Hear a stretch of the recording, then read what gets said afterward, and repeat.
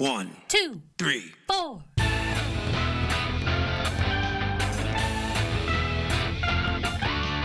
Monster movie. Fun time, go! Monster movie. Fun time, go. Monster. Movie. Fun time. Go! Monster movie. Fun time, go. With Precious D and Honeybee. Fun time, go! Hello, everybody, and welcome to Monster Movie Fun Time Go. I am your host, Honey Bee. And I am also your host, Precious D. Brr, brr, brr, brr, brr, brr. Honeybee, today we are taking a look at the movie Atragon. Atragon, or as I'd like to say, Atragon. Because of the guy, the dumb guy who's just like, voice is just so like this the whole movie. He just talks like, I don't know a single thing he says because all I can focus on is like, I just want a cigarette listening to him talk. You're talking about the reporter, the so-called reporter with the beard and the sunglasses? Yes. Did you recognize him at all?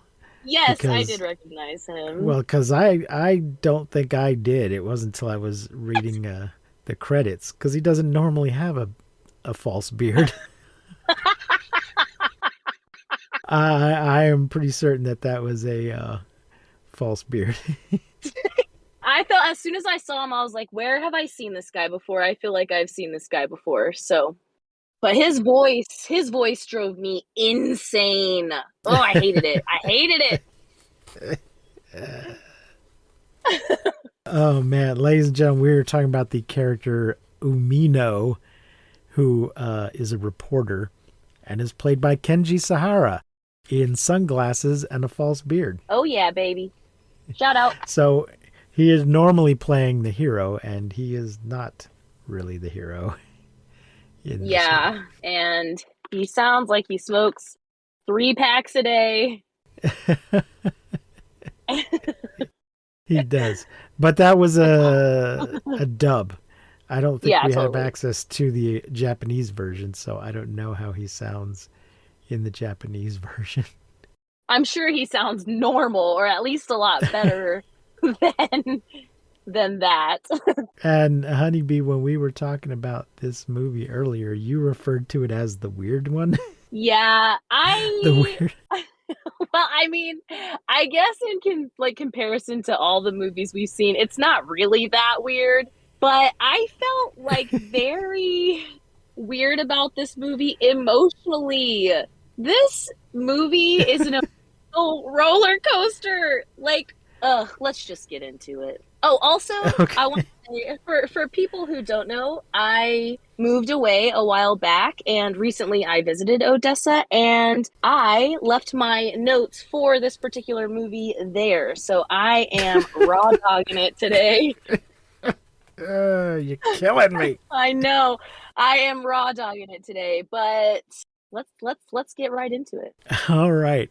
The movie is Atragon. The original Japanese title is Kaiju Gunkan, which means the undersea warship. From 1963, it is in color. It is 94 minutes, directed by Ishiro Honda. Music, once again, by Akira Ifukube. And the script is by Shinichi Sekizawa.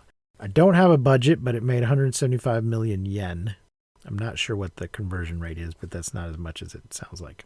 The featured monster is Manda, and he is 150 meters or approximately 492 feet. And the death count is 272. Whoa. Is that our highest? No Wilhelm screams. Normally for these Japanese movies, I don't give it a racism factor unless it's just blatant.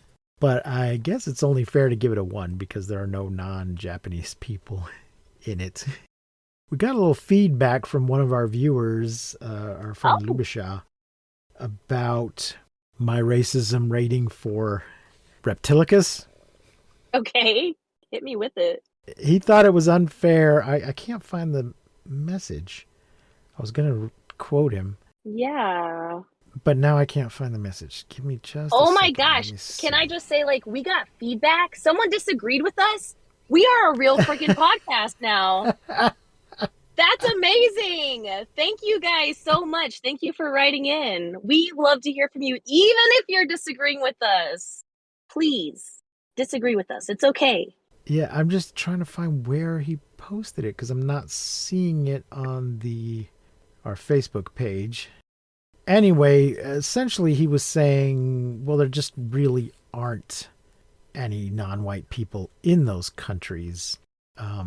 He's not, what do you call it? Reptilicus is from Sweden, right? Yes. No. Yes. Yes. Right?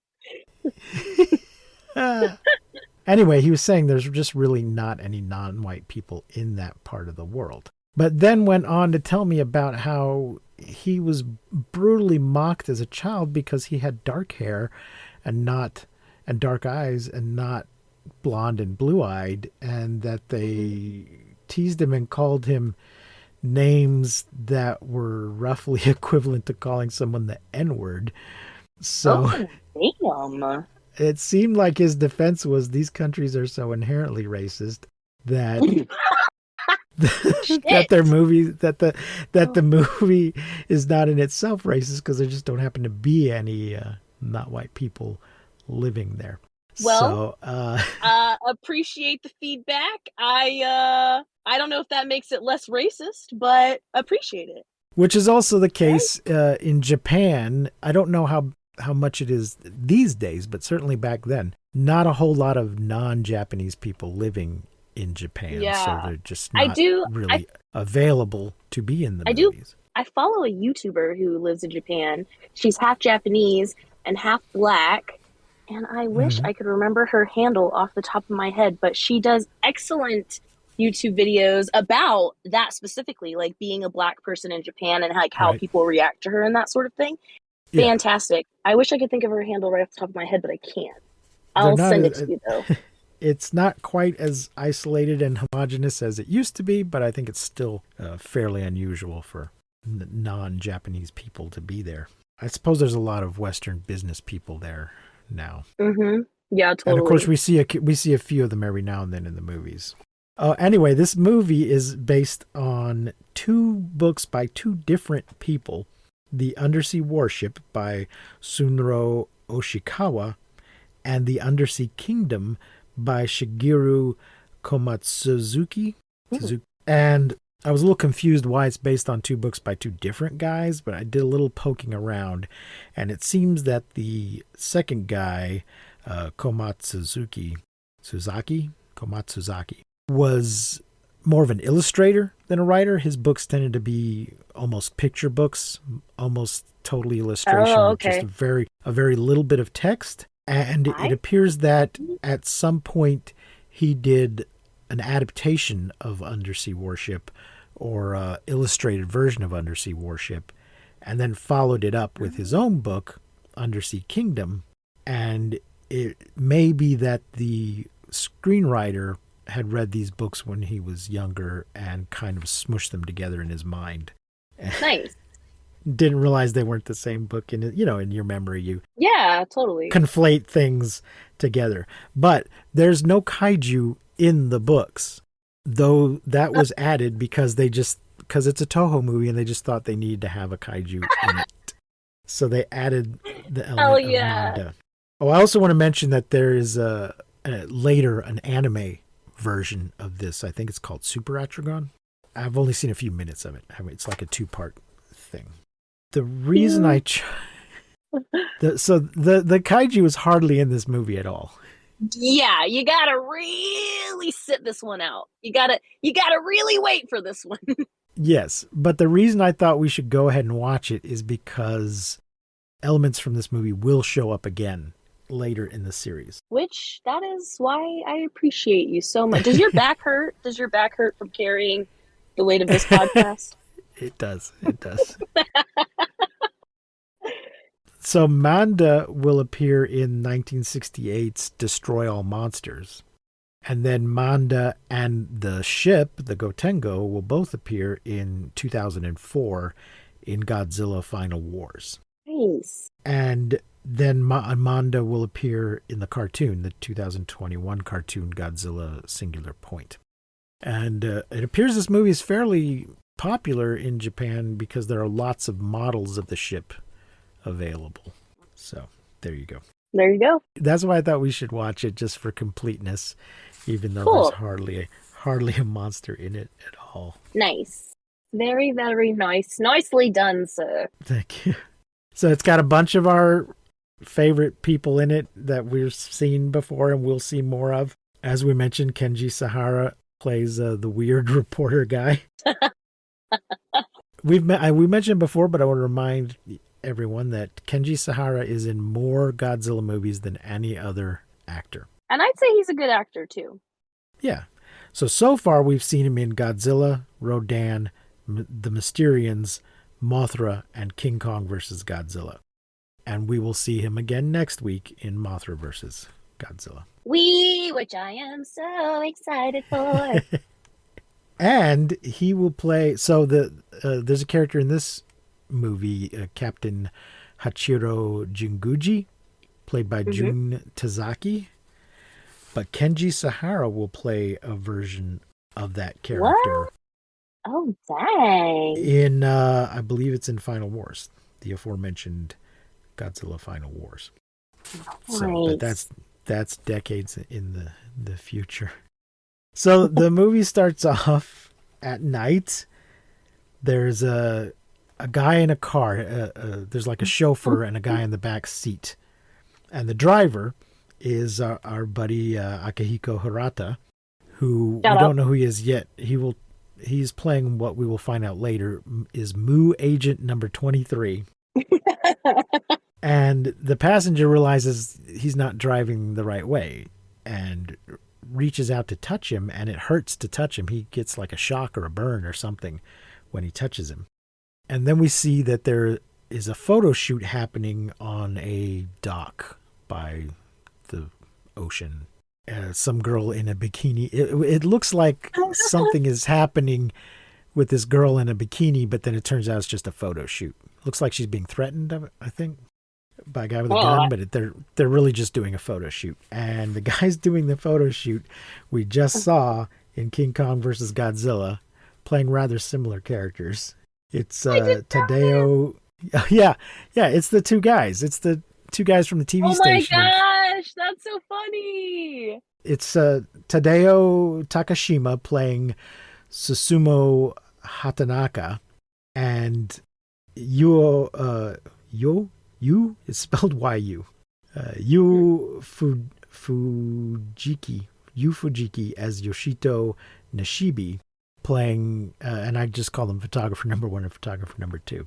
So they've done a number of movies as sort of a comedy team, and they were a little comedy team in King Kong vs. Godzilla, and they're trying to be a little comedy team in this movie. Yeah. They're doing a photo shoot, and the girl in the bikini is complaining that it's cold. And then somebody starts coming up out of the water behind her and climbing up over the edge of the dock, but they take a picture and the flash bulb appears to knock him back into the water, and the water starts steaming. Yeah. And by the way, every time someone says in this movie, like, he was a steamy man or he was steaming, I had to catcall said man. Because I'm like, oh, yeah. McSteamy, Mr. McSteamy. And the steamy man, it seems like he's wearing some sort of underwater diving outfit kind of thing, but it also seems like there's a lot of it's like a space seaweed hanging off of him, so he looks a little bit like a monster, but he's a guy in a suit. And then the car from the other shot comes driving up to the dock and goes right into the water, barreling back through. Yeah, and then we get the credits. The next day or the morning, we don't know exactly how late at night it is, but now it's morning and they're fishing the car out, and we get our first glimpse of our weird bearded reporter. This guy. Oh man. The car appears to have been stolen. The police are talking to the photographers and getting witness accounts, and they're talking, the car was stolen. And the passenger was the Mr. Shindo, and there's no sign of him. as I said, the police are questioning the photographers, and they talk about a steaming man, and that the thief had hot hands. Hot hands. Yeah, he did. Then they see a woman getting off of a ship there on the dock. Gosh. And they're like, ooh, she's pretty. She could be a model for us. Yeah, this is a weird little interaction here. This is weird how they find this woman, see her, talk about it, and go about like actually finding this woman is very strange. Yes, because they don't do anything about it right then, but they try to track her down later. Which is really creepy, especially the way they do it. Yeah. That's very strange. But before they get to that, we cut to them developing pictures and trying to track down the woman to model for them. I guess they took some pictures of her, and they're trying to figure out how to track her down. And then the police show up. I love this part because there's like a lady and she's like, instead of being like, excuse me, sir, the police are here. She's like, excuse me, did you do something wrong? Because the police are here. Well, and we'll see later that it's quite possible they did something wrong because but that's they're going to want to. These two guys are pretty shady. These guys are kind of shady because they want to just kidnap this woman and force her to model for them. Yeah. Oh, they're definitely shady. I just laughed so hard when she's like, excuse me, did you do something wrong? The cops are here. Like, what? Am I out of a job now? Yeah. But they mentioned that an engineer was kidnapped, and so was another man. So the missing guy is some kind of engineer, and there's some other engineer that's also missing. And I guess there was a report of a steamy man there as well. Yay. He was a civil engineer and expert in geologic faults and earthquakes. And then they also refer to the steamy man as a vapor man. So there's some steam, some vapor there in the room where they're talking, and one of them's like, "It's the vapor man," but no, they were just the pot on the stove just sort of spilled over and made some steam. Mr. Uminu from True Story magazine, a reporter played by Kenji Sahara in a fake beard, wants to talk to a shipping executive about the war because this guy was an admiral during the war. And also comes up that Aminu is cold. He's always wearing his heavy trench coat. Mm-hmm. And he asks, so the guy thinks he's being interviewed about his current job, but it turns out the reporter wants to ask him about the war, which at this point was about 18 years ago, but still within living memory of many people in Japan. Mm-hmm. And he wants to ask him about an uncompleted submarine project. The subs A400, 401, and 402 were all destroyed in the war, but what happened to A403? Mm-hmm. So, and then somebody brings in tea, and it's the model woman that the guys are looking for. And they talk about the Captain Jinguji in the Imperial Navy and where was he sent. He apparently was in charge of this missing submarine. And this is her father, right? Yes. So, and the captain died at the end of the war, but the reporter thinks he's still alive. Yes, the woman the photographers are stalking is the daughter of the dead or missing captain who used to work for the admiral, who is now just a businessman. Yeah. And then we see that the photographers have found the woman, who is Makoto is her name. Makoto, she looks like a baby doll. Like she does. Her features are she just looks porcelain. She just looks like a little baby doll. Her face is not to like just be like, oh, she looks like a beautiful. But she really, her features are so beautiful. Every like camera shot that it shows her in some throughout the movie will like zoom into her face with some very like gentle music, and every time I just melted. Like, oh my gosh, you beautiful little angel. She is played by Yoko Fujiyama. She's got about 36 credits. The most recent was 1967. 57. Appears to be still alive. Damn, get it, girl. But I guess she stopped. But I guess she stopped making movies in 1967. So, anyway, the one of the photographers, photographer number two, Yoshito, has tracked her down, and the other one says, see if she'll take her clothes off. Yeah, what the hell? He's like, okay, I found her. He like calls him. They're on the phone. He's like, okay, I found her. Now what do I do? He's like, and here's the thing. He's like, see if she'll take her clothes off. And then he looks behind him, and there's another woman like sitting behind him, and he's trying to like cover this phone conversation. I'm like, dude, what the hell? And I don't. Did they just mean like get into a bikini though? Because that's what they were. That's the pictures they were taking earlier. I mean, I'm assuming that's like what they mean, and it's just like their comedic bit to kind of overdo it. So they're like, yeah. I mean, hopefully that's what they mean, anyways. Right. Anyway, back in the office, here's where we find out that Makoto is the captain's daughter, and is he really dead? And he asked the Admiral Kasumi to take care of her the last time they saw each other. And I wrote patriotism. Yeah, because he gives this speech about how kids these days don't know what the word means, but it was really important to them to be fighting for their country and fuck the family because it was about the country. That certainly is appears to be the captain's attitude. Yeah. The Admiral does have a little bit of that, honor. And so there is a thing in Japanese culture. And once again, folks, I'm not an expert, but there does appear to be an element of putting the community before the individual, whether that be the country or the company or whatever. Mm-hmm. And that is the honorable thing to do.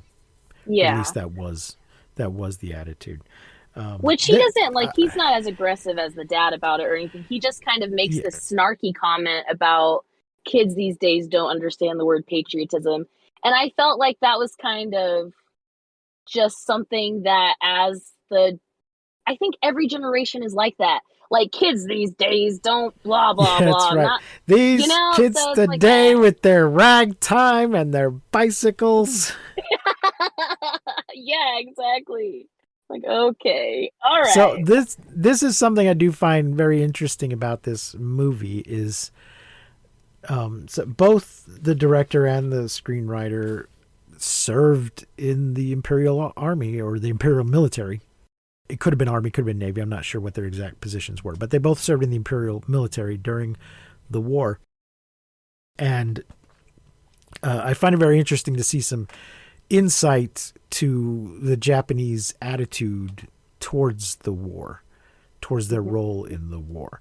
Because so far in these movies, Godzilla is a metaphor for the nuclear devastation of the end of the war, but doesn't really address Japan's role in the war other than being a victim at the end of the war. Mm-hmm. But doesn't really go into it all, why they were in the war to begin with. Yeah. And what did that mean, and what does it mean going forward? And this movie is very much about conflicting attitudes towards the war, because as we'll see in a bit here, we have the one guy who's never surrendered, has not given up the war, and the other guy who's just like, we don't do war anymore. We're moving past that. He doesn't really even talk about whether it was right or wrong. He's just like, that was then. This is now. We The have world has outlawed. changed. We have Yeah. outlawed war. We don't do that anymore. And in doesn't fact, he even say the that rest, it's in their like constitution? Or I don't know if he uses the I word believe so. constitution, but Yeah, yeah. And I don't know exactly what that means. I do know that there was a period right after the war when Japan didn't have any sort of military. They weren't even allowed to. And then eventually they decided they did need some sort of defense force, Sure. but it was strictly intended to be for defense and not offense. wow. And rather than letting the other countries do it for them, they said, okay, it's time for us to do some of our own defense, but we're only going to do it defensively. We're not going to go invade it. We promise we're not going to invade anybody again. And of course, they do have those kaiju constantly showing up, so they do need to defend themselves against that. All the giants tearing up the city. Yeah. So anyway, back to the movie. The photographers are following Makoto to kidnap her and take pictures. Without her clothes on. Not to try to talk to her and make an offer. They apparently just want to kidnap her. But it's too late because the driver of the car she's in is Agent number 23, and he's already beat them to it. He's kidnapping her. And I wrote Photogs confirm number 23. So I guess they got to look at him when he drove the car into the ocean earlier. And they are taking, so they haven't just kidnapped her, they've kidnapped the admiral as well, I think. Mm-hmm. And they're going to he's going to take them to the Empress of the Moo Empire. And just gives out a lot of exposition during this drive. And then I guess have they gotten out of the car? Yeah, I think he drives them to the beach, and he's going to take them from there to the Moo Empire. And then the photographers have followed, so photographer number 2 attacks. Attack! Horribly. This scene is so funny. It's almost like when you're blocking for a stage fight scene and you haven't quite got it, you're still counting like 1, 2, 3, 4, 5, 6. You know what I mean? That's kind of what this they're scene just was marking like. it. Yeah, So exactly. They need to rehearse it a few more times. Yeah, it just went really slow and was kind of like, it just felt like a rehearsal, really. But number 23 says, I have special energy, so you can't hurt me. And I wrote that's like a child's game. Yeah. Like, you're playing make believe and you're like, pew, I got you. I'm like, oh, I have special energy. Haha, you can't get me. Oh yeah, well, I got a special gun that counteracts your special energy. Yeah. Mom, he's not playing right. Yeah. They try to hit him with a wrench and he heats it up. Yeah. The glowing wrench. He's going to enslave the admiral and the girl, and a submarine approaches. And then Susumu, photographer number 1, attacks, and the gun is dropped. 23 had a gun. The admiral picks it up, and number 23 runs into the ocean and is like, see you later. But he does say something like, I'll be back. Yes. I guess we should take a moment to discuss the Moo Empire. Are you at all familiar with Moo? Negative. This is the first I have ever heard of Moo. So it's not from this movie originally. It's a thing. It's basically Atlantis. It's a legendary thing. Underwater place that we all talk about? Yes, it's a legendary sunken continent / island that is really okay. just based on a bunch of nonsense bullshit that Yeah. that was first proposed as, and it's based on a combination of people mistranslating some stuff and people just making shit up. And Like at you do. one point at one point it was an alternate name for Atlantis, and then somebody else, which is in the Atlantic Ocean, and then somebody else years later decided no, it's an alternate name for Lemuria, which is another made up bullshit nonsense thing set in the Pacific Ocean. So, and there's probably some legends or fictions. And when I say legends, we're just talking about the 1800s here. We're not talking ancient Greece or anything. Mhm. But there may be some versions where Atlantis and Lemuria and Mu are three separate things. But in some versions, Mu is just a different name for either of those two things. Oh, the more you So it wasn't made up for this movie, but Nice. they Cool. just I totally thought it was made up. yeah. I mean, it is made up, but just not for this. Right. I mean, they could have just called it Atlantis, but they decided they wanted to call it Mu instead. So they're so apparently the Agent 23 and these steaming men and whatever are agents of the Moo Empire, which is ruled by an empress. Meow. We love a lady ruler. Oh, So the admiral shoots at 23 and he swims apparently out to the submarine that's waiting offshore. Later at the Metropolitan Police Department, everybody meets with a detective.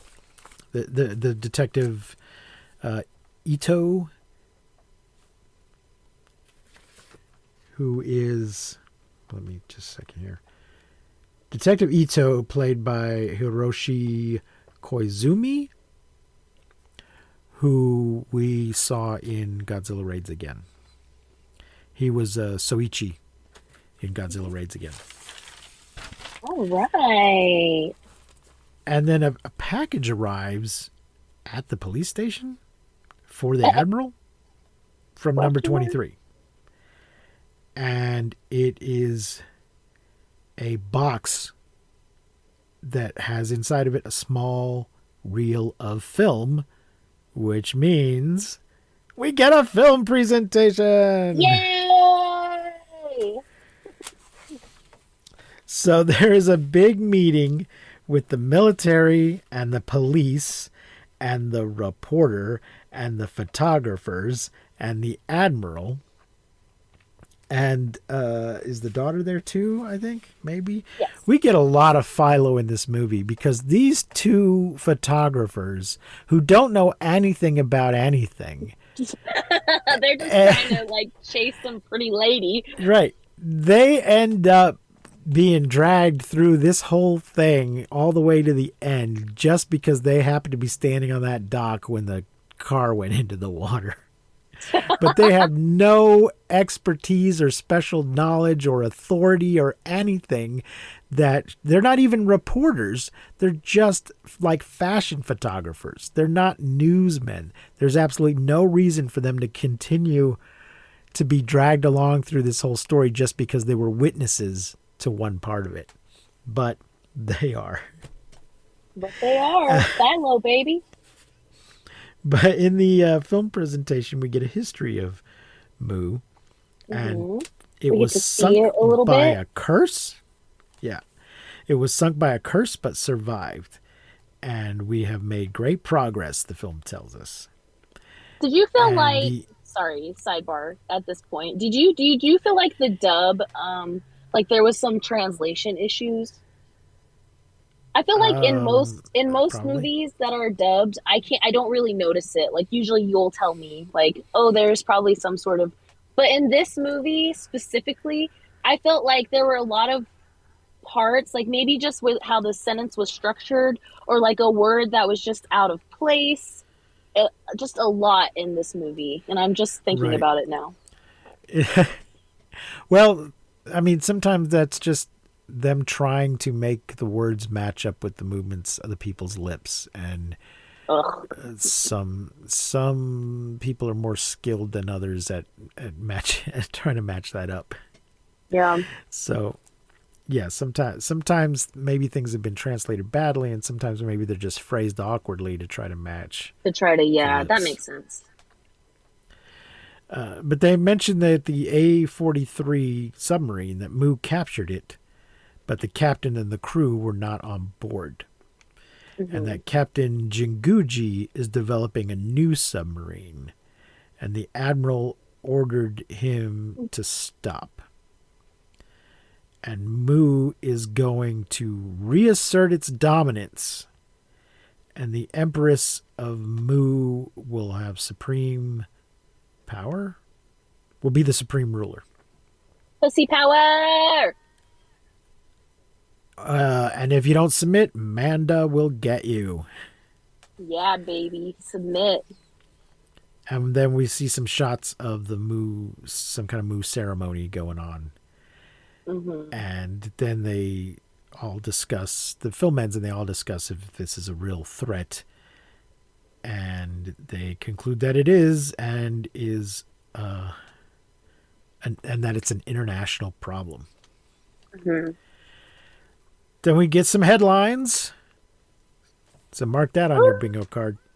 And headline thankfully, is- in this film, they are translated for us. Sometimes they're Yes. Yep. Film threatens nations. Emergency meeting at UN. And then we cut to a ship at night, and the captain is listening to exposition radio, and the UN basically has decided that Moo is absurd. But then the ship spots some steam or vapor, not. and the sub is releasing vapor canisters as they approach the ship. So the aforementioned A-403 submarine is approaching this ship and releasing some kind of vapor canisters. And they send out an SOS, and then there's a big kaboom. Sending out an SOS. And then we see satellite dishes sending signals, and it sounds like Morse code. There's just some sort of beep, beep, beep. And more newspapers. Moo declaration shocks world. Venice destroyed. Oh no. So I think this death count of 272 is a little low. That must just be the confirmed deaths on screen, because if Venice is destroyed, I don't know what the population of Venice is, but I'm pretty sure it's more than 272. Yeah, it's a lot. Hong Kong is in ruins, the newspaper tells us. So that's got to be another couple dozen people at least. Yeah. We see planes taking off, fighter planes, UN defense headquarters establishes. Release the toys. Yeah. And the shot, and we also get another shot of the satellite from the Mysterians. Yes. Oh my gosh. I was like looking at this, even the sound that they use, the kind of like eerie, like woo sound that they use. I was like, is this from the Mysterians? They didn't even cut out the freaking sound effect. So a UN defense headquarters has been established, and I guess the satellite is part of that. And then we see an HQ radar kind of room, and a bunch of guys at consoles, looking at stuff. And the Red Satan, world's most advanced submarine. It's an American submarine, the Red Satan. They spot the Moo submarine and try to track it. And the sailors on this ship all have different accents, or there's a multitude of accents among the crews. So maybe they're trying to tell us that this is a United Nations crew, not just an American crew.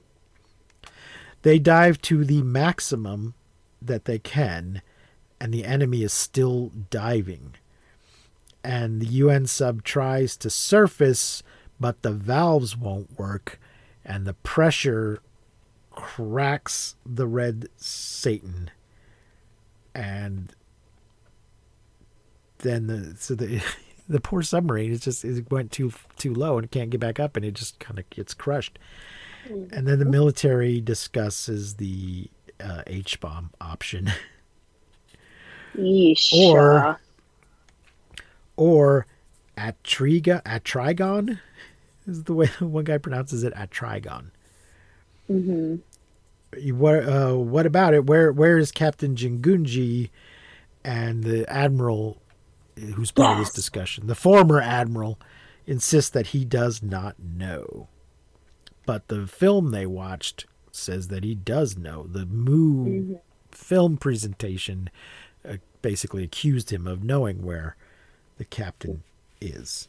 Oh, I should mention, I didn't mention this before. So the name of the ship is actually the Gotengo, but for the international version, they titled it the Atragon, which appears to be a mashup of Atomic Dragon. Oh. And AIP distributed this film in America apparently with minimal changes. But we are watching a dubbed version of the Japanese film, not a dubbed version of the American cut. Thank the Lord. Because there's no AIP title card or anything. Is how we know that. There is this part here where they're talking about, what is his name? Jinguji? How do you say it? Jinguji. Jinguji. They're talking about him and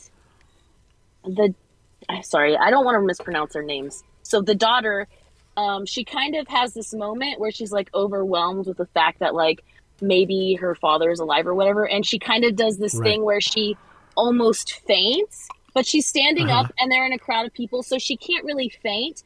So she just kind of does this thing where she kind of slumps over, and her boyfriend just kind of pinballs her in between his hands, like bing, bing, bing, bing, bing, like wake up, bitch. And it's kind of like rough too.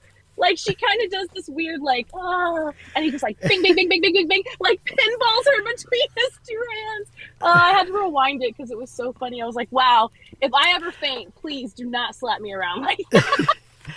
By her boyfriend, you mean reporter number 1 who was conspiring to kidnap her? Is that who you mean? Oh, well, I guess because later on, her dad asks, like, who's that? And he's like, well, they've fallen in love. So, they move pretty. I mean, they're moving in. They're working on movie time. So, yeah, exactly. And a little Stockholm syndrome as well.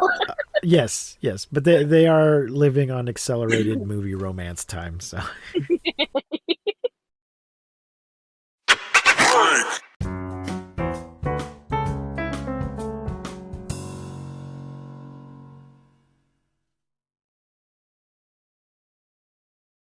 Let's see. So one of them is like, stop the bullshit and tell us where he is. And he says, okay, the secret is I tried to pressure Jinguji's, I'm sorry. He says the secret is I tried to preserve Jinguji's honor because he refused to obey orders. And I don't want to say anymore, or I won't say anymore. And Makoto comes in, and the police are on the phone. A Moo agent has been captured. It's not Agent 23, but is a man that has been following Makoto. And he just says, identifies himself as 8561. He's not from Moo. He's Japanese. I'm a Japanese, he says. Yes. I'm not a Moo, you fools. I'm a Japanese. And he's trying to, of course, they're all played by Japanese people, so how would you know? just by looking at it. He tries you tries might to if you were Japanese. yeah, well, these movies kind of illustrate how stupid our own movies are, because you look at them and you're like, well, why do all these people from this undersea kingdom look Japanese? But if it were an American movie, they'd all look American, and there's no reason why they should. They should look like something different. Yeah. I know it's the same thing in a Jackie Chan movie once.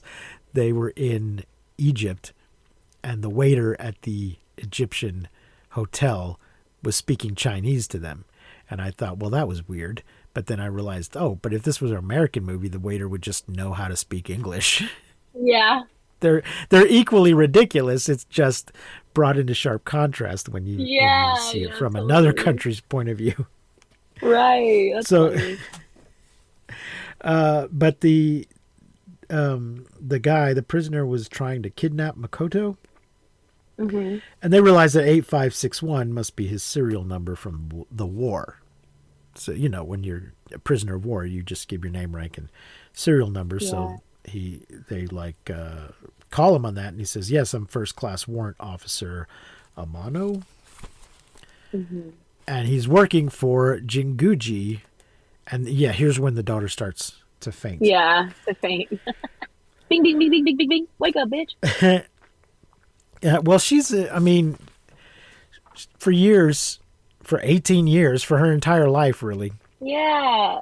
I guess she's a little older than 18, so she was probably, obviously must have been born before the war was over.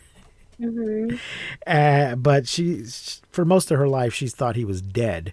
And it turns out that he would just rather hide someplace than be a proper father to her. So that's got to be. Yes. And she really, this is where the movie, part of the emotional turmoil for me, this scenario, and also just the war, how the interaction of her dad and the whole war thing was just gives me, it gives me the ickies. But, right. she really loves her dad, and she doesn't even know him. He's been gone for so long, and she's really just, you can tell. I feel like the actress did such a good job of really holding on to that, oh man, I really want to love this person that I don't know and who I feel has maybe betrayed me in some ways. It's just really, it's so good. And also sad. Yes, and it's all part of this fucked up idea of honor that I can't surrender. I have to be honorable. It would be dishonorable of me to surrender, but on the other hand, it was dishonorable of him not to follow orders. And where's the honor in abandoning your daughter? That's not an honorable thing to do. So, but it seems like everyone, and maybe that's the culture, is that it is the right thing to do. Even later on in the movie, someone says, that it's the more honorable thing to do to fight for your country than to fight for your family. It's not in those words, but I was just like, what the fuck? But I don't think that is the ultimate conclusion of the movie itself. That's the position of some of the characters. Mm-hmm. But the movie seems to be taking a more modern view of the situation and seems to be saying that his views are outdated and he's a freaking dinosaur. But we haven't even got to him yet, because there's an earthquake, and Agent 23's voice comes from a recording question mark saying, we caused the earthquake, obey the Empress and surrender, and order the captain to stop working on the submarine or we will destroy civilization. Yeah. And the Amano won't talk. And then our weirdo reporter comes in and tries to convince Amano to talk, and the Admiral finally convinces him. He's like, hey, and you better talk. And he says, okay, but I can't just tell you. I have to take you. I can't just tell you how to get to. Follow me. So everybody gets on an airplane because Philo. Philo. All these people who have no business going get on the airplane. The photographer, the police detective, the reporter, the admiral, and a few other randos are all on this plane. And then that takes them somewhere where they get on a boat. And Smaller boat. then we see a submarine sneaking. We see a submarine is sneakily entering a underwater cave. And we're in Moo now, and there's a big Moo chamber, and Agent 23 is returning to Moo, but he's now dressed in Moo clothes, which looks sort of vaguely Egyptian or Aztec, or a costumer's mashup of Egyptian and Aztec or Mayan. Mm-hmm. And there's some statues at one point we see that are just straight up Egyptian statues. So he's wearing a sort of Egyptian skirt kind of thing, but also some weird thing on his head. And I don't think he has a shirt on at this point. And he reports to the high priest that the admiral is being taken to the captain. And then they look at some submarine blueprints. And we will get power. We will get the power we need. Does this Then there's an submarine earthquake.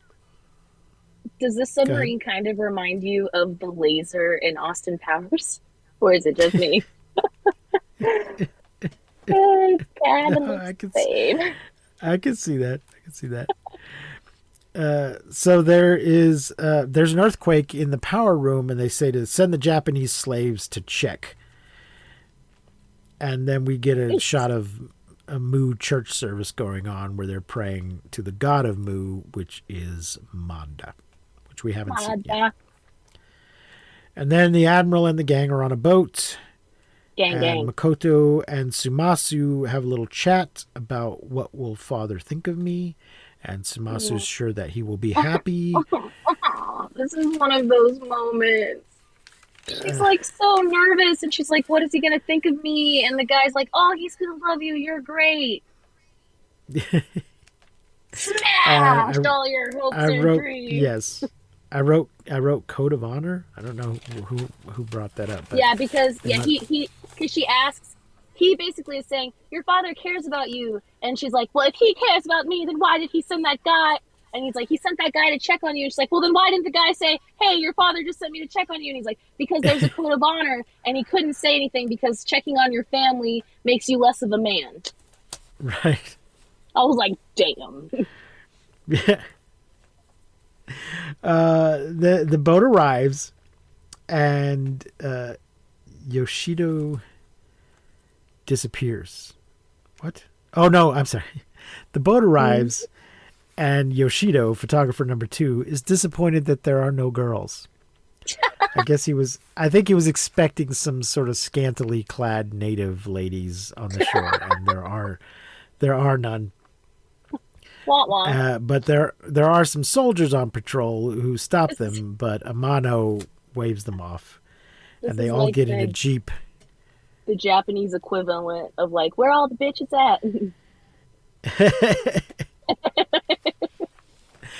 So they get into a jeep that they somehow have that I'm just realizing is ridiculous, because these are all guys who were on a submarine at the end of the war and apparently abandoned the submarine when the Moo Empire seized it or something, but somehow they have some jeeps. Beep, beep, watch out for the jeep. Later, the jeep gets caught in the mud, and the reporter wanders off. Mm-hmm. And somebody notices that the island has a lot of resources, so maybe they just built this jeep from scratch. And by a lot of resources, they mean a painting. Yeah. He's like, look at all these resources, and I'm like, you mean look at that painting? Yeah. Amano checks in, and the guards order them to be taken to rest. And we see a Japanese flag on the wall, which is not the national flag, but the flag of the Imperial Navy, because I looked it up. Oh. It's the one with the slightly off center sun that has the rays coming out of it, Oh, okay. rather than the just red circle in the middle of the white field, which is the national flag. Sumasu points out that they haven't seen a shipyard, and Umino says that it's underground because he can hear or feel the vibrations of machinery banging away underneath them. And the captain finally comes, and the admiral introduces the daughter, and he just ignores her. Doesn't say. Well, he ignores her at first. He says, "This is your daughter," and then he just looks at her and then doesn't say anything. It's so gross how he looks at her for a minute and then just like looks away. I was like, you fucking prick. I was so mad. Yeah. Well, I mean, yeah, he's. I think it's a combination of him being a little bit ashamed. Good. And just not, well, totally surprised, completely taken aback. Yeah. But this weird combination of honor and shame happening simultaneously, and he just doesn't know what to say, so he doesn't say anything. But it's which, devastating. Of course, is the wrong thing to do. Yeah. Oh no, he's completely wrong to behave this way. Yeah. But he's been wrong. He's been wrong for 18 years. Yeah. Yeah. You can kind of see like whenever he like looks away from her, it kind of like she has it almost physically knocks her down. Yeah. I was just like, oh, I hate it. I hate it. Where's the monster of this movie? Quit making me feel things. Bring out the kaiju. Yeah. I wrote captain's men and a few friendly natives. Submarine. They ask about the submarine. He says the first run is tomorrow, and that it's time to be proud again. Time for Japan to make Japan great again. Blah blah blah. Fart noise. That's what I have to say about that. I wrote. Yeah, I actually wrote MJGA. Make Japan great again. Oh God. Do you need help? Nope. Oh yeah. So he said the admiral is like, well, we need your help dealing with this Moo situation. The whole world needs your help. Yeah. And he's like, no, the submarine is for Japan alone. And he's like, the war's been over for nearly 20 years. And he says, my command did not surrender. That's not how it works. The emperor surrendered on behalf of everybody. Does not work that way. But Makoto runs off, and Sumasu chastises the captain for being war crazy. Yeah, he's like, she was so excited to see you, and she thought she was going to be greeted with love, and you suck. Yeah. So he exits, and he's like, who is that guy? And that's when the admiral tells him that they're in love. But yeah, you don't have any right to question whatever relationship she might be in right now. For real. Oh, like, oh, you now dick. You shit. Yeah. Yeah. Oh God. So, but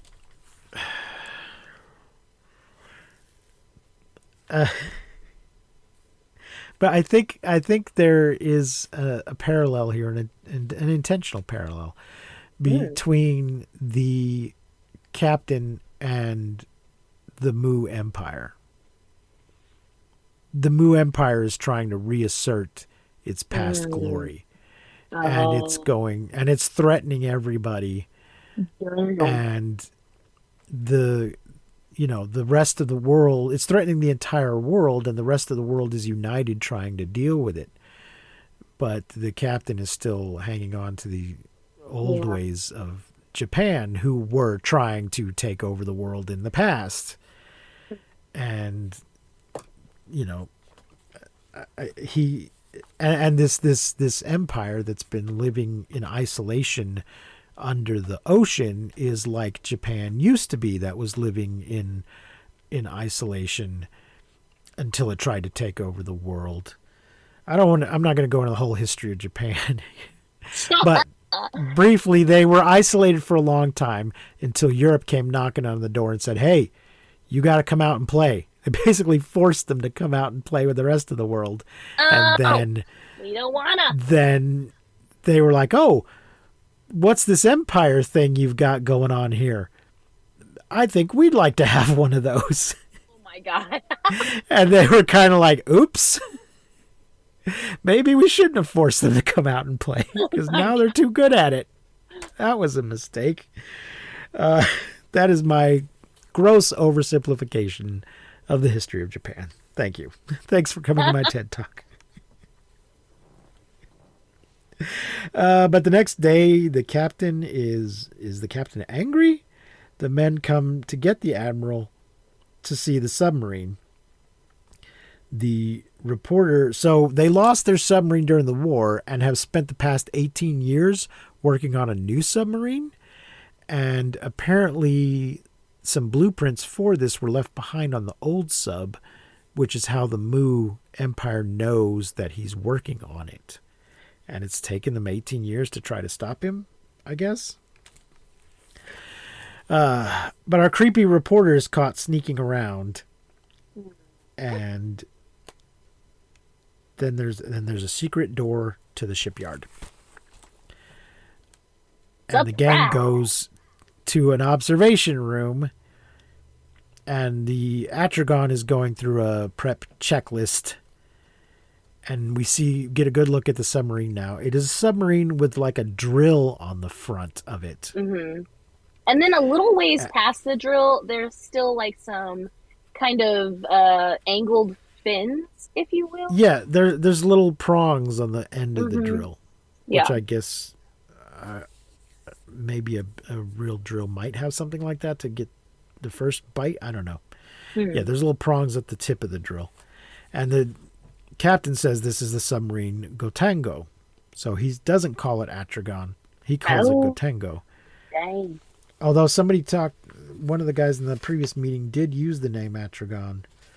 Mm-hmm. Yeah, I don't know. So, but that's the original name. And then there's some blue screen going on in the model that doesn't work. So, I wrote, is Atragon the old submarine? And Gotengo's the new one? But it doesn't matter. They do. They getting ready to launch the submarine. It's on a track in like an underground dry dock. And it rolls into a airlock, which they close and then fill up with water. They open the water valves and fill that chamber up and then open the door and they go forward, slow speed.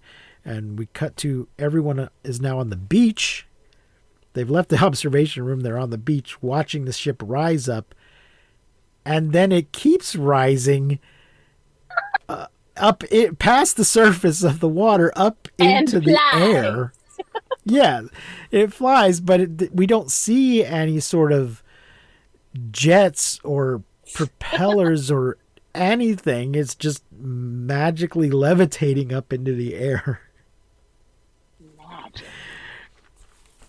Cut to night, and they're toasting our success. And tomorrow we will test the freeze cannon, which works at negative 273 degrees.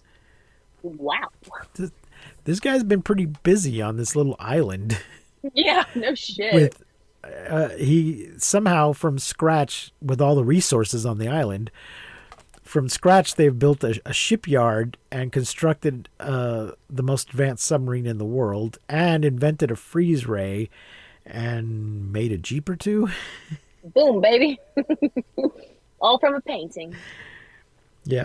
So the Admiral wants to know, how did Moo get the A403 and how do they know about your new submarine? And he explains that we were attacked and the sub was captured and the sketches were on board. They took my sketches. And what's his name? Kusumi says, don't call me Admiral. Japan has abandoned war and the captain's not at all happy about that. And again, they're like, it's been 20 years almost. The whole world needs your submarine. The world has changed, but he's still Japan first. Later, the captain finally talks to his poor daughter. I wrote disappointed. Which one's disappointed? Yeah, he said, he asks her, he's like, "Are you really that disappointed in me?" Yes. Yeah, And bitch. she says, I am.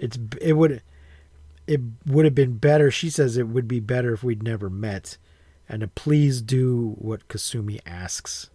Yeah, but this is really funny. Two things. She says, it would have been better if I never met you, because I could have just dreamt about you, and that was better for me. Yeah. But then also, when you say, do it, please, do it for me. You say it, do it for me. But she says, do it for me. And I was like, nope, that's not the way. You put the wrong emphasis on the wrong syllable.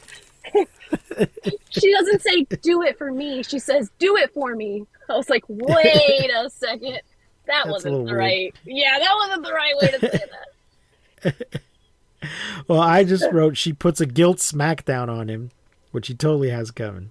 Yeah, totally. And then Sumasu watches and then confronts the captain and says, and I really liked this line, I wrote it down, "You're a ghost wearing rusty armor." Oh, you old piece of shit.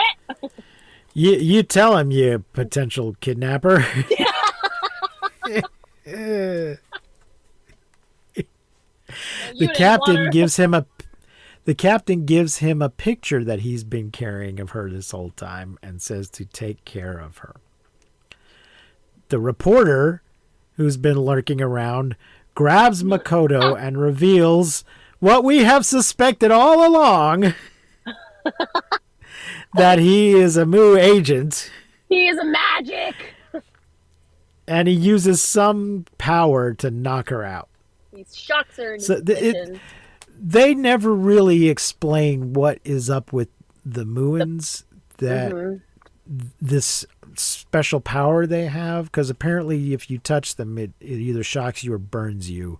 Yeah. And I think the whole steaming man, vapor man idea was that their bodies are hot, so when they're coming up out of the water starts steaming up off of them. Yeah, totally, yeah.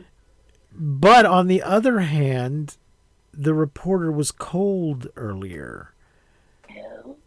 When he shouldn't have been. Well, he was cold. maybe he was just saying he was cold to so no one was like, "Hey, why are you wearing that huge ass trench coat?" He's like, well, but I'm just cold.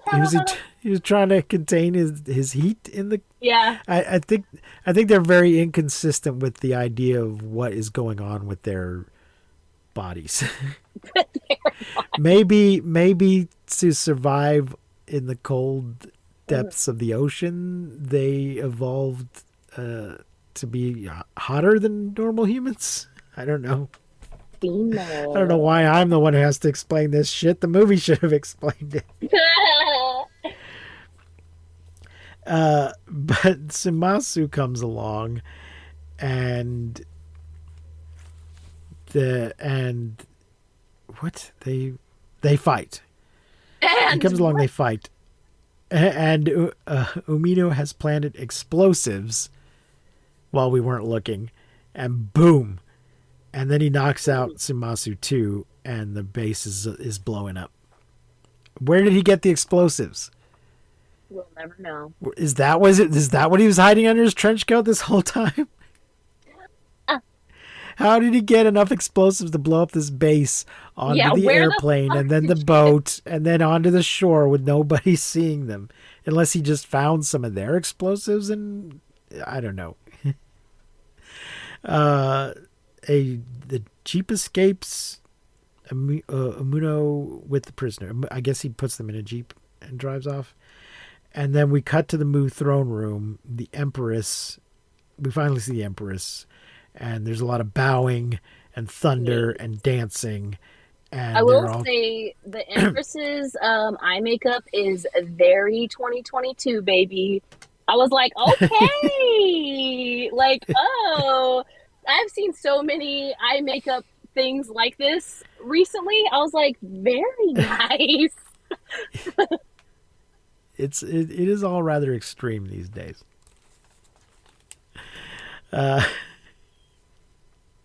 So you're saying modern makeup all looks like it came out of a science fiction movie? I love it. I'm not talking shit by any means, but yes. Okay. Well, it just seems to me that eye makeup has gone from just trying to enhance your eyes to brand just straight new up eyes. painting, just painting and decorating them. Yes, baby. Which I'm not saying whether that's good or bad, but it's not. It's I love. there's no attempt at realism, which maybe is a very old thing. Maybe it's an Egyptian sort of thing. You know. Anyway, they're praying to save us, oh God, Manda, or Munda, depending on what mood the subtitles are in. And the prisoners are brought in. The Empress orders them sacrifice to Manda. Sacrifice. And then they're put in a cell. They're put in a cell with the other prisoners. Mm-hmm. And who are... They're kind of... They don't really explain this. I think we're just meant to figure it out. These are the various engineers that were kidnapped earlier in the film. Yeah. It is so one of these guys... One of these guys is the dude from the first scene, and we're meant to recognize him from the 2 seconds we saw him in the first scene. But Agent 23 and Amino come in, and if the captain tries to interfere, you will be given to Manda. And they're like, Manda? What's Manda? Open the window and see for yourself. And at 1 hour, 3 minutes, and 25 seconds, we finally get a glimpse of a kaiju. Their scales pressed right up against the window. But then it moves and we see its face. And I wrote stop motion. I thought it looked really good for a whole second. And then I was like, ooh. I was like, yay! Aw. So I think they use stop motion in this section. Most of the Japanese monsters are just a dude in a suit, but they do occasionally use some stop motion. Just not for an entire movie. Yeah. At the island, the admiral and the captain and the men are surveying the damage. And the admiral's wearing a cap now, like a military cap. Mm-hmm. Don't know where he got it from, but he's wearing it. And the photographers come in to report that, one of the photographers comes in, and that new soldiers appeared at North Bahara on the rim of the crater. I think he heard this over the radio. And then at Bahara, the locals are panicking and running away. And men in silver suits are climbing out of a crater. So I think Mount Bahar is some kind of volcano. And these guys seem to be climbing out of the crater. And some sort of drones attack and blow up a jeep. So these drones rise up out of the crater too. So I guess Moo has their underwater access point, but they can also come up out of a volcano somewhere. This is not... I mean, if their civilization is sort of part underwater and underground, then I guess it might have tunnels that come up under a volcano. I don't know. It's like a Mario game when you go through one tunnel and come out another. I guess. They're not really clear about what exactly is going on there and how far the Moo Empire reaches geographically. But there's an evacuation. People are boarding a ferry and the drones blow it up. And then in Moo, Sumasu and the other guy who is Shindo from the first scene are put back in the cell. They apparently have been doing some kind of forced labor. And Shindo says there's no way to escape because we're underwater. And the Sumasu somehow has stolen some explosives. Yes. From wherever they were working. But didn't know they were explosives. Yeah. which was like, Yeah, what? he's just like, I took this stuff, and they're like, Look whoa, at be these careful with things that. I found. Ancient Paleolithia is the stuff. And then and I wrote, this is the guy kidnapped in the first scene. And then the third guy is brought in and put in a cell. And he says they're going to launch an all-out attack. Mm-hmm. Moo gives the world a final warning. I think they just sort of broadcast it everywhere. February 10th at midnight, we will attack. Because you always want to give your enemy a fair Heads up. warning of Well, heads exactly up. when you're going to attack. But I guess that's the deadline to surrender the captain and the new ship, or we will attack. And there's a bunch of stock footage of planes and excuse me. What is that? I don't know what I wrote here. Toys. Lots of toys. Yes. Stock footage of planes and things and stuff rolling out, military stuff. And Atragon, or Gotengo, back at the island, is being dug out of the rubble. There's a big beam that's been blocking it, and they've moved it so they can open the hatch. They couldn't even get into the ship because it was blocked.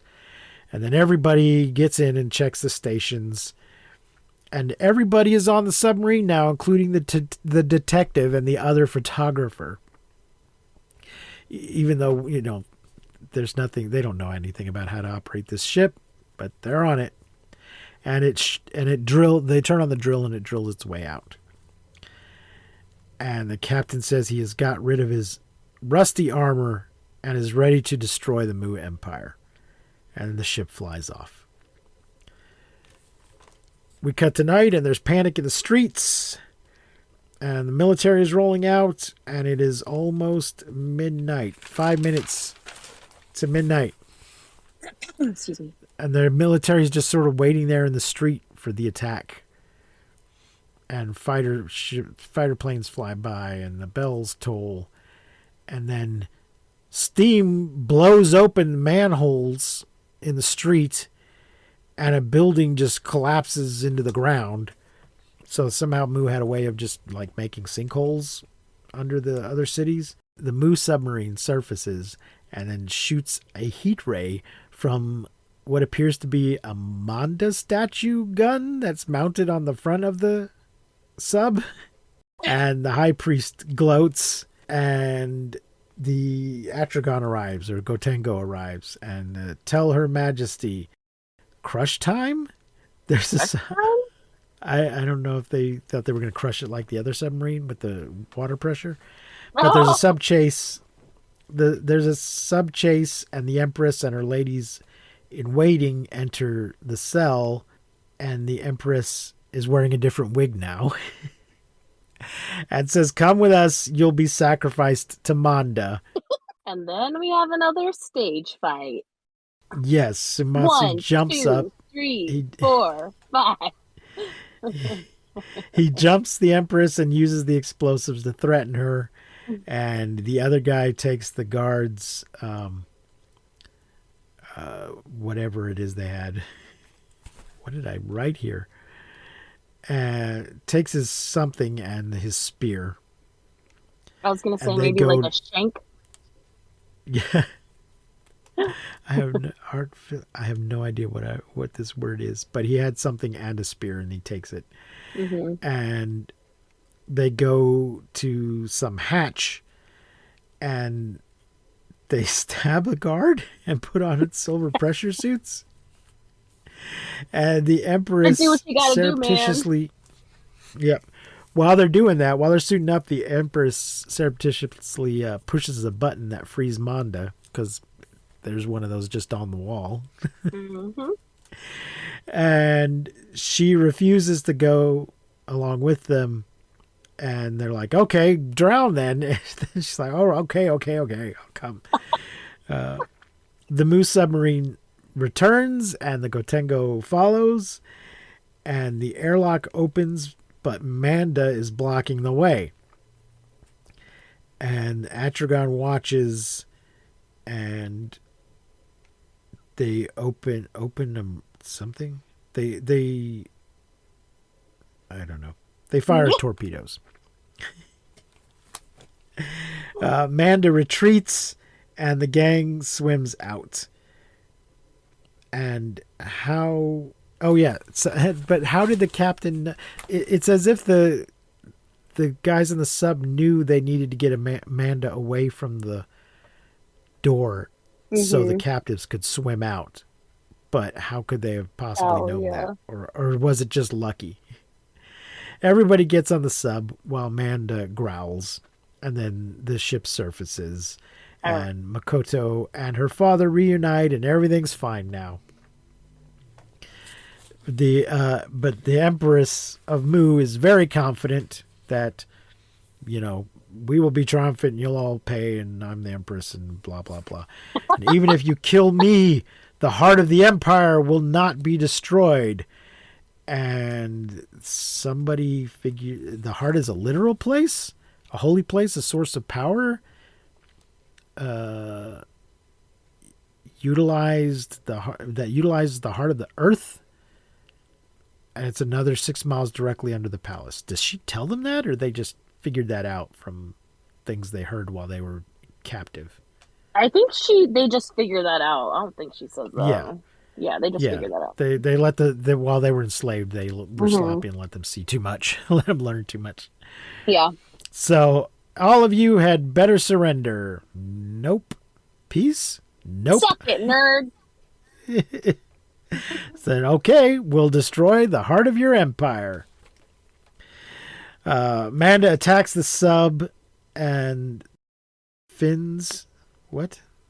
They shock him. The Finns on the sub shock him, and then they hit him with the freeze jet. Yeah, he wraps around the sub, and then they shock him. It's so cute, too, because when he wraps around the sub, because he's so long, they show it in, pieces. So they, show his, head, and then they show his belly, and then they do, a little tiny, his little tail, a little tip of it, wink.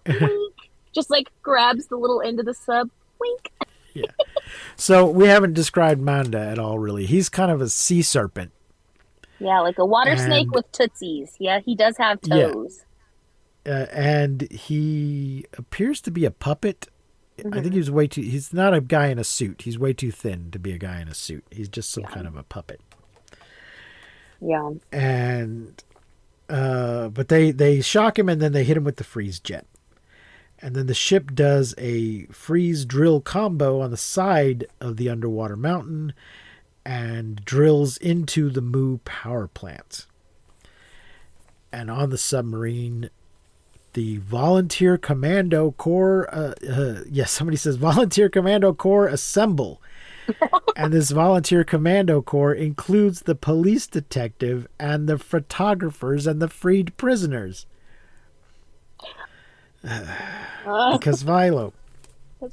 High Priest gets a status report but refuses to believe it and commands an attack. Oh no, I'm sorry. Commandos let me take what? It back. Hello? Commando? The Commando Corps attacks. They have freeze rifles. So there's not just a big freeze ray on the ship. They have personal freeze rifles as well. Wow. The Moo soldiers run away or get frozen. Mm-hmm. Some of them run away, some of them get frozen. The commandos find a control area of the power room and plant explosives. And much of this room is a model. So they do a little bit of split screen, blue screen kind of work where they've created the illusion of this. They've created the illusion of this gigantic room, but it's really mostly a model. Yeah, all the little cranes are so very obviously toys. Yeah. So cute. And then the commandos return to the ship. The ships spray and freeze some turbine generator things before it exits. So that they've drilled into the side of this building, and then they shoot some of the freeze ray on some of the machinery before they pull out. The ship surfaces. Sorry. Yeah, I know. It's all very phallic. Everybody comes up on the deck, and they make the Empress watch as her shit gets blown up. Damn. They make her And watch, the, and then she just straight yeets off the side. Yep, Off the yep. side of the boat. The Gotengo hovers and the Moo ship shoots its heat ray, but it doesn't do any good because freeze ray beats heat ray apparently. And the other ship blows up, and the Empress tries to run, and they're like, "Yeah, let her go." Aww. And as you say, she yeets herself right into the water to die. Let her die with her crumbling country. empire. They're like, she wants to die with her country. Let her do it. I'm like, damn. Yep. Man. The end. The end. That was a pretty intense ending. And we only got to see the monster for like 10 minutes. Yeah, if that much. If that, yeah. His amount of screen time, the amount of time he's actually on screen is probably like 2 minutes. Maybe. But we'll see him more later. So there you go. How many stars? Excuse me. I liked it. Gonna give it a 3 and a half. Nice. I was gonna say 2.5, 3, just because there wasn't much kaiju action. It was an emotional movie. I was like, why is this just movie emotional? Yeah, Joe, just based solely on the kaiju factor, it's only like a 1. But as a whole, I quite liked it, and I did find it just very interesting as far as the glimpse into the post-war culture of Japan and the ideas that the people are struggling within their culture of both the honor and dishonor of the past, living with the, I think there's obviously this great tragedy of the 2 atomic bombs, but I think there's also a certain amount of guilt associated with it, in that to an extent they brought it on themselves. That does not in any way excuse the horrible war crime we committed by doing that. Right. I want to be clear. Dropping atomic bombs on 2 cities full of civilians was a war crime that was unnecessary, and you can fight me on that, internet. This whole idea that we needed to do it to end the war is just bullshit that does not hold up to historical scrutiny. We wanted to do it to show that we could. Yeah. But that doesn't mean that they didn't do things that on their end that brought that about. So it's just interesting seeing them processing the war almost 20 years later in what is essentially a pop culture sci-fi movie dealing with these rather large ideas. So, well, I have abandonment issues and daddy issues, so this movie made me sad. Oh. So I was like, fuck this movie. Oh. No, but it was pretty good. That's why I was like, the weird one. Because I was like, fuck this movie. Yeah. You said the weird one. I'm like, oh, yes, it's much weirder than a giant moth with 2 miniature twin priestesses. That made me laugh so hard. When you said that, I laughed so hard. I'm like, well, yeah, I guess you're right.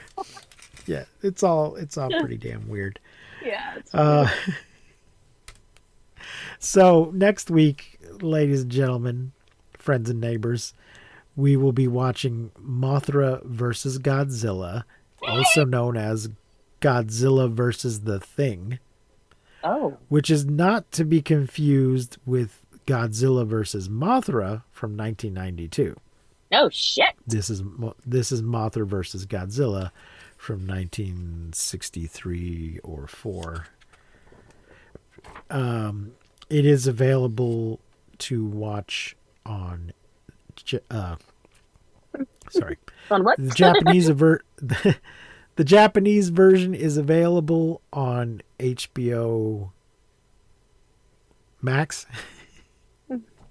I couldn't remember for a second if it's HBO Go, HBO Now, HBO Plus. There used to be an HBO Go and an HBO Now. both of which are now HBO Max. Yep.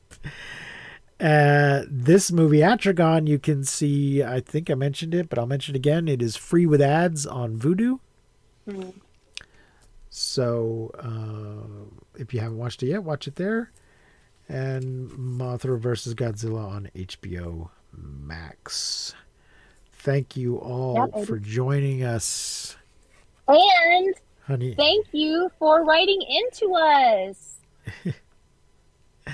Yes, if anybody else wants to leave us a message or some insight or argue about war crimes, you can email us at monstermoviefuntimego@gmail.com. You can leave a voice message at anchor.fm/mmftg, or you can find us on Facebook or Instagram or Twitter. So until next time, keep calm and take shelter in basements. Don't misuse science. We will not see you, but you will hear us next time on Monster Movie Fun Time Go. Monster Movie Fun Time Go. You've been listening to Monster Movie Fun Time Go. If you enjoyed the show, please rate and review us on your podcasting platform of choice. Our theme song is by the Texicano Folk Rock Punk featuring Lita Lopez. You can support the show, find links to our social media, and even leave us a voice message at anchor.fm/mmftg.